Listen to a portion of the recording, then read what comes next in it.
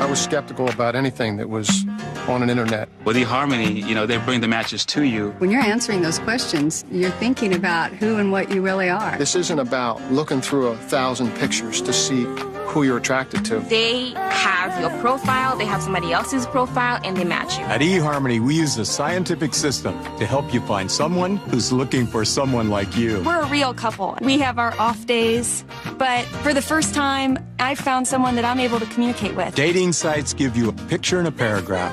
At eHarmony, we match you based on who you are at the very deepest levels. Who I found on eHarmony is the exact person who I thought I was getting. I don't think anybody, no matter how old they are, should ever give up. You never know if the next person is going to be your true love. Find everything you're looking for on eHarmony.com. Wait a second, finding a mate is much more complex than what popular culture has made it out to be. In this video, we will explain a slew of evolutionary psychology's recent developments as it pertains to adulthood and selecting a mate in this very important and formational life period.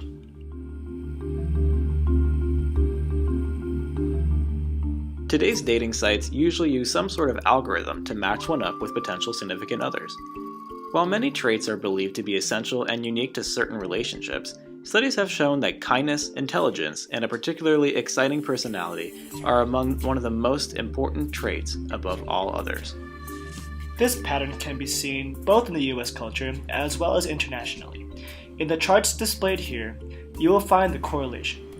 Evolutionary psychologist David Buss and his colleagues established this correlation in both their 1980 study of the US college students as well as in their 1990 study, focusing on non-Western cultures and their attitudes towards relationships.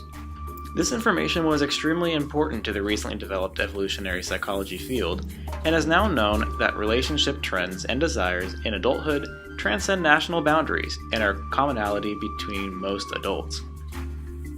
Online dating sites typically allow their members to select from certain traits they have or desire from their partners in order to match with them, with their potentially compatible matches. While eHarmony and relative services try to hide these extreme commonalities by listing many traits to choose from, the fact of the matter is, humans by and large want their partners to be intelligent, entertaining, and kind above all else. I wanted to meet you for a really, really long time. And while we all get caught up on finding new relationships, it is easy to forget about the process of maintaining relationships. As stated earlier, adults tend to prioritize kindness, intelligence, and particularly exciting personalities. However, parental investment is a huge implicit factor that goes into searching for and retaining a long-term partner. Many adults wish to create a family and raise children through many different ways. Parental investment plays a very large role in mating selection.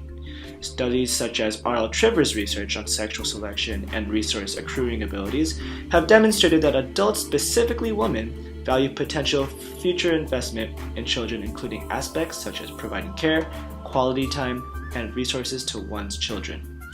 Evolutionary psychologists correlate the relatively high desire for parental investment by women with the fact that much more energy is expended by women to produce children in contrast to that of men.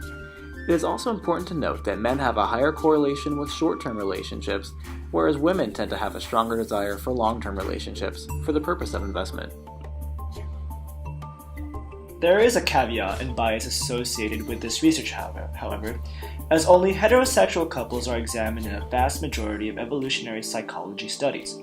Additionally, this research on investment does not assert that men cannot be quality parents, but rather a correlation with women being more invested overall in their children than men. In the future, it would be extremely beneficial to the psychological sciences to devote more time and research to non-heterosexual couples, who often experience the added costs and benefits to child-rearing, despite a potentially non-conventional delivery. The main takeaways from this presentation of research on mate selection is that explicit awareness of the aforementioned topics will undoubtedly lead to behavioral changes, influencing both quality and satisfaction with long-term partners.